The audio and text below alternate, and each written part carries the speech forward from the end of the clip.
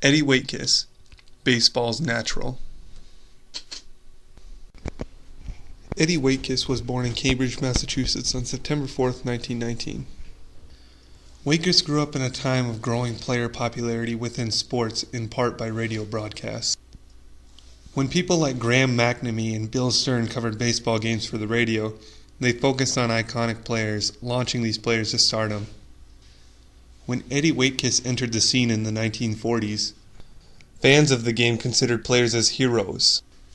Eddie Waitkiss burst onto the scene with the Chicago Cubs in 1946. In 1948, Waitkiss enjoyed a career year, batting .300 and making the All-Star team for the Chicago Cubs, and he still showed the promise of more improvements to come. This talent made him trade bait, however, and in the following year, the Cubs traded him to Philadelphia. Waitkiss did not skip a beat, however, making the All-Star team for the Phillies the following year. Although during his time in Chicago, he unknowingly gained attention from a troubled young woman named Ruth Steinhagen. As a child, Ruth Steinhagen did not want people to look at her. She did not like being the center of attention.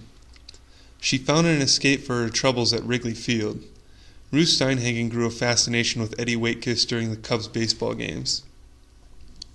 She fed her obsession by stalking him on game day at Wrigley Field.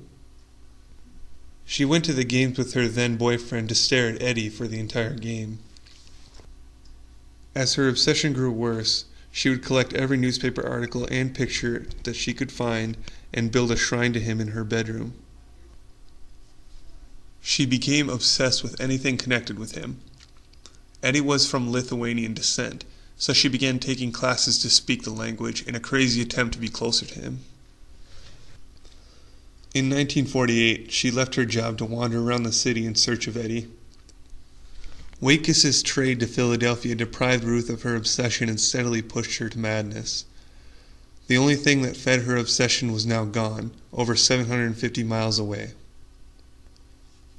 On June 14, 1949, when the Phillies were playing in Chicago, Ruth Steinhagen left Eddie Waitkiss a note to visit an old friend in the Edgewater Beach Hotel.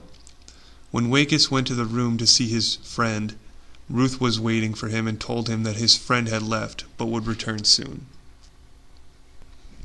When Waitkiss sat down to wait, Ruth pulled out a .22 rifle and shot him point blank in the chest. After she had shot him, she calmly walked into the hallway and yelled, "I shot Eddie Waitkiss." When police arrived, Steinhagen was sitting calmly in the room with Eddie and was taken into custody. Eddie was rushed to the hospital for emergency surgery and almost died on the hospital table several times. As the radio thrust Eddie into the limelight, Ruth Steinhagen saw Eddie Waitkiss as a hero. The growing fascination with professional athletes came to a dangerous level. Waitkiss was not only the baseball player to be shot around this time. Billy Gurgis, a shortstop for the Cubs in 1934, also was shot a few years earlier in Chicago by a woman who he was romantically linked. Radio announcers used players' actions on the field as representations for lifestyles and values at the time in America. Athletes were pushed into a meaning more than athletes just playing a game.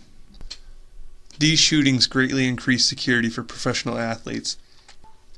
Professional athletes seemed to keep being hoisted higher and higher by the American culture of baseball. Professional athletes gained a celebrity status from radio coverage of games and acts of obsession like this one.